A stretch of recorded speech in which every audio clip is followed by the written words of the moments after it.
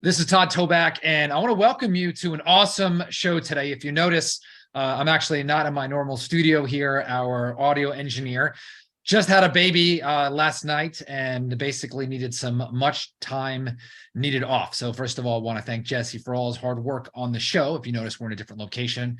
We sound a little bit different today. Just thank you, Jesse, for all that you do.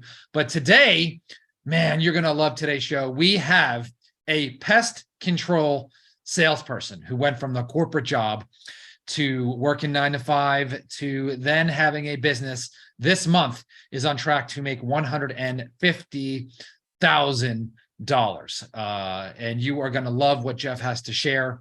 I've had the honor and privilege of hearing some of the intricacies of what Jeff has been working on. He's done traditional wholesale deals, also innovations, and you are going to be in for a treat. So Jeff, welcome to the show.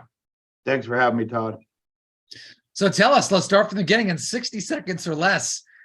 We talked a little bit about what you were doing. Tell us a little bit about your life before you were in real estate investing, and tell us about that moment where you decided to make the pivot. Sure. My background is in construction. I was a vice president for a development company, and then the market went south. So I started doing some different things. I got into sales, and I actually started working for Orkin Pest Control, and I was killing it. President's Club, trips to the Bahamas, things like that. One of the guys that I worked with actually was the first guy I met. He actually brought me on and trained me a little bit. He ventured out of Orkin. He started getting into wholesaling and investing. And he reached back out to me while I was working for Orkin and said, "Hey man, you want to come check out what I'm doing and see if you'd like to, work with me?" So I met. We spent a little time together. He kind of showed me what he was doing, and so I said, "Yeah, I'm sold." So I started working for him as an acquisition specialist, going out meeting with people, giving offers, negotiating things like that, and I was doing well for him and making him a buttload of money. And then something clicked and I said, "Wait a second, man, I could be doing this for myself." So him and I parted ways, and I started my company in 2017 with a partner of mine. I ended up buying my partner out, and now it's a family-owned company.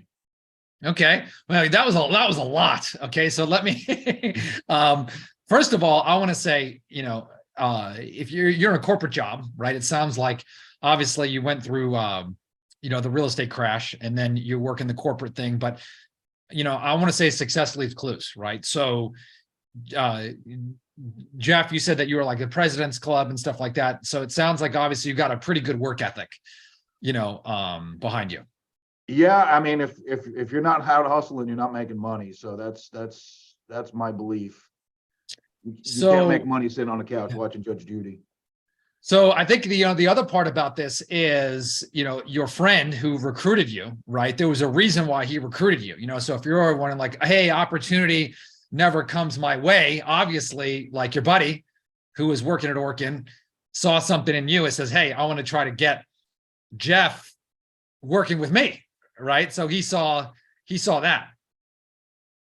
Yeah, like I said, he was like the person I met when they're interviewing with Orkin. They take you out and you meet with somebody, and you go under houses and do some stuff. So he was a person I met, and then I actually ended up surpassing him in my sales numbers. And he had asked me, "Hey man, what are you doing? How are you getting all these kind of numbers? How are you doing these kind of sales?" And then he wanted to get away from Orkin. He started his company, and then he ended up reaching back out to me and said, "Hey man, can you do what you're doing for Orkin for me, and let's put some numbers together." Yeah. So that's awesome. So everybody's listening to this, one of the things that I recommend is a lot of people don't like to hire people who they think might want to be entrepreneurs, right? And I can tell you that it sounds like you went to go work with this person, right? And you crushed it with him, right? You crushed it for him. And made him probably a bunch of money. But then you went out onto your own. So that sounds like there was a good gap. It was a win for him, and it was also a win for you. Am I fair in saying that? Yeah, I think so. I learned the ropes from him. and got to the understanding that felt comfortable that I could do this myself. And then, at the same time, he was putting a bunch of money in his pocket. So it was a mutual amicable agreement that, hey man, I'm gonna part ways and do this for myself. And he understood. Right. All right. So let's go about this. So now you learn the business, right, from this person, right? Tell us about, when you were trying to do your first deal, right? Now independent of him. Was there any anxiety about this? Or were you nervous? Do you have to put money into marketing? How did you go about that? So I'll be honest with you, my first, I'm not bragging, but my first deal was a freaking home run. Yeah. It was, we put out some mailers and we got responses back. I went, and my first deal, we wholesaled, it was a $20,000 deal. So the way my business was set up, I was the acquisition guy because I knew how to negotiate and I knew how to get numbers. And then I taught my partner how to do the dispositions, and he went on and went to bigger pockets and found buyers and did all this stuff. And he found a buyer, and our first deal was like 20 grand. And the next one after that was like 15. So, we're like, man, this is like, taking candy from a baby. There's no reason why we can't do this. And Right. it all just gets down to, putting the work in and staying on top of things. Yeah.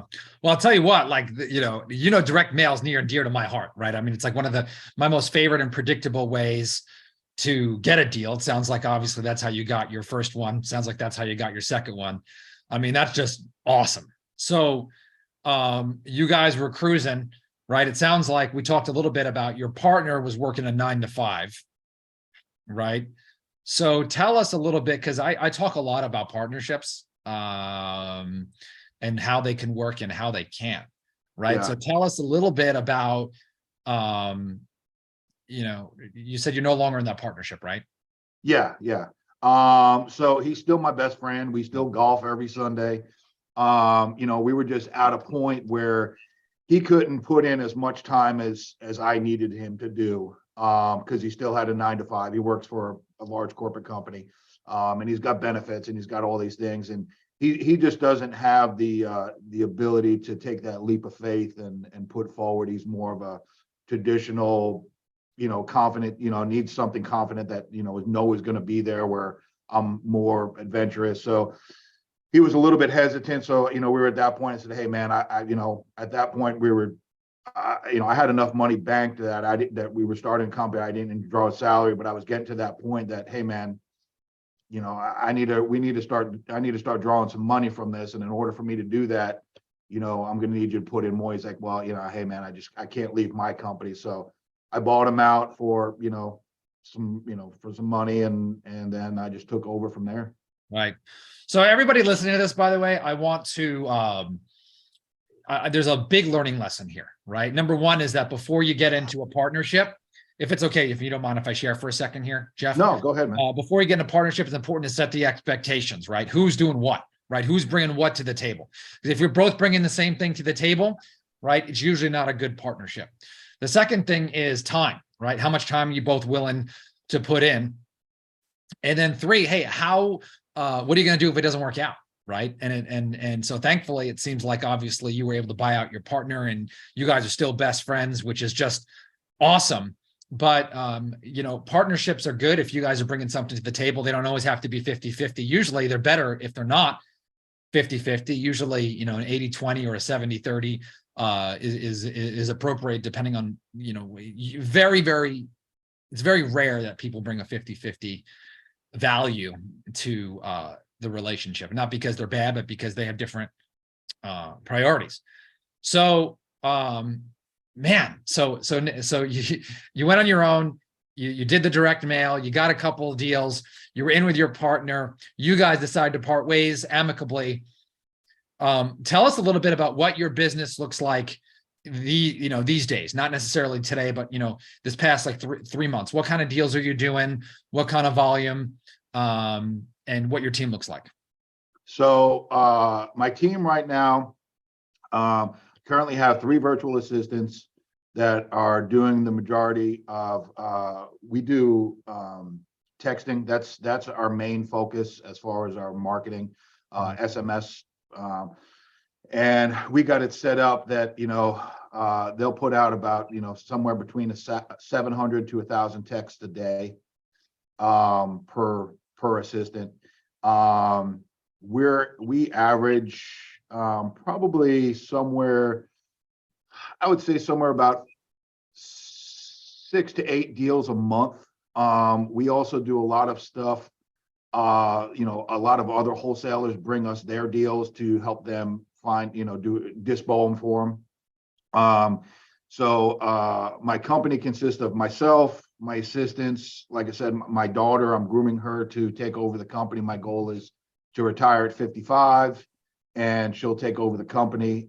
We also, our main focus is wholesaling, but I'm also acquiring buy and hold rental properties as well. Good for you. I'm always a big fan of the short game. You want to generate as much cash as you can, and you also want to create a long game, which is you're going to build some equity and cash flow. So that's a killer, Jeff. And you got a plan, right? You're grooming your daughter here to take over and pull yourself out of the business. Let me ask you. So we talked a little bit about novations on the podcast. Actually, not a little bit, a lot. It sounds like you're also doing novations and added that to the pie now. Yes. And novations, it's a great program. It enabled us, we were still pretty busy with regular wholesaling deals, but it gave us another tool to grab onto some of these properties that we didn't necessarily, the numbers didn't work before and didn't necessarily have the ability to offer an option to them. Now that we're able to, and we understand how to, broach a novation deal with the seller. We've done, since I've been to the class, we've done 8 novation deals that have closed. We had another one under contract, and a realtor was supposed to actually go out there today to take pictures and get the measurements. And then I had another realtor say, "Hey man, can I just pick this up for, 20,000?" So I decided, yeah, we'll just take the short-term money. We got it under contract for 270. We're selling it for 290, and I don't have to wait 60, 90 days or anything like that. So we just took the quick cash out, and I held the other realtor off, and we're just going from there. Awesome. So you mentioned a little something about that. I want to, you mentioned casually, and that is, it sounds like you are also moving other wholesalers deals. Correct. In your town. Tell us a little bit about how you built those relationships and how you're able to help other wholesalers and make some money in the process. So our buyers list, we're probably 6,000 or 7,000 deep on our buyers list. We operate in Virginia. I mean, in North Carolina, that's our state that we're in now, but we also do business in Virginia, Florida, and we just started marketing in South Carolina. And so one of the things that we do is we market to other wholesalers. We actually have what we call our wholesalers sales page. If they have a property they need to move, they can send it over to us. We'll reach out to other wholesalers. And one of the things that we don't do is, one of the reasons why we're so successful in getting other deals is we don't offer to JV. We always tell them, look, we're going to mark up on top of your deal. We're not going to get into your assignment fee. We're not going to tie up your property. I solely use non-exclusive contracts.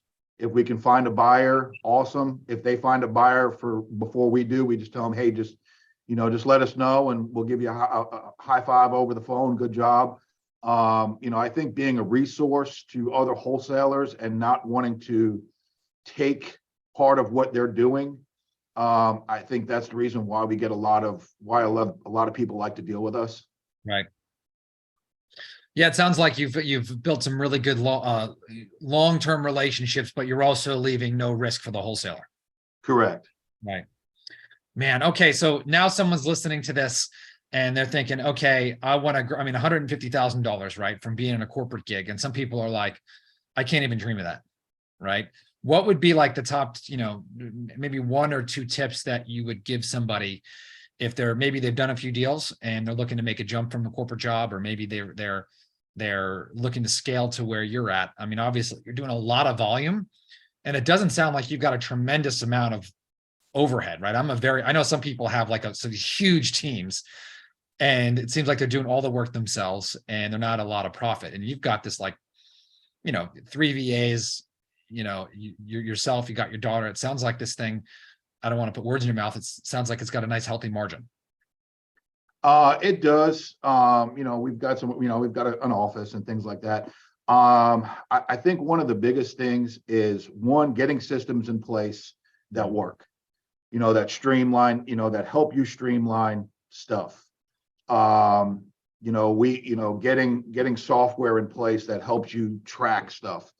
That's a big thing. I'm a big, huge advocate of Podio. That's our platform.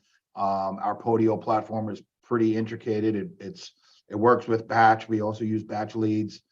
And so we can hit one button and it sends everything over, and then we can track them.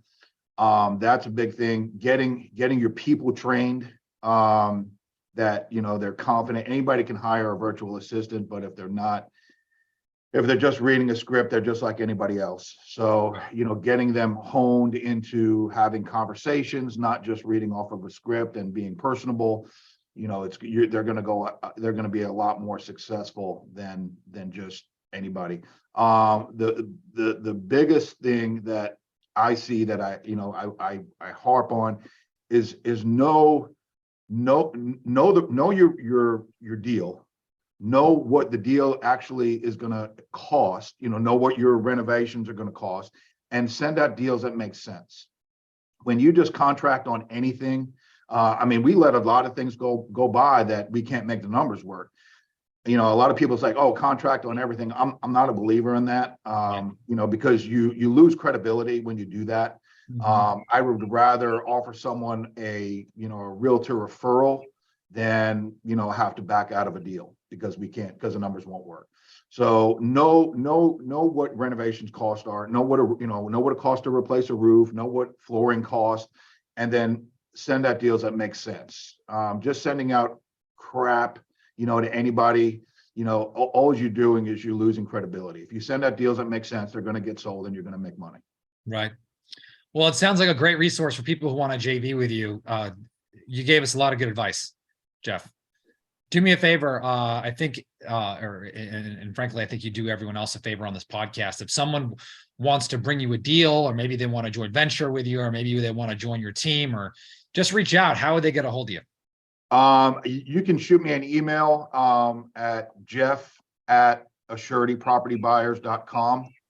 That's my email address. Say, hey, I heard you on the podcast. I'd like to work with you, or something, whatever. Or, I don't mind if you just want to talk real estate. If I have time, I don't mind, talking with younger people and teaching them some things. I have no problem with that. If you reach out to me, I can get you on our website. If you have a deal, you can just put your deal in there and we'll reach out to you and talk about how we can help you get it sold. Okay. Quick question now. What markets are you actively doing deals in? So we are in all of North Carolina, parts of Virginia, like Virginia Beach, Southern Virginia, Central Florida, like Orlando and North. We don't go down to Miami or anything like that. And then we just started getting into the South Carolina market. And then I think our next goal will be probably parts of Tennessee. Awesome. Man, I like it. You sound strategic. You're making it happen. You got people, you're generating leads, you're doing multiple kinds of deals. Reach out to Jeff, partner with him. Your life will be better because of it. Your business will be better because of it. Jeff, this has been an awesome show. Thank you. Hey, no problem, Todd. If you want to download a copy of the script that we use to lock up over 1,400 deals, go to nolimitsrealestateinvesting.com/scripts, and you could download it there for free. And I will talk to you on the next episode.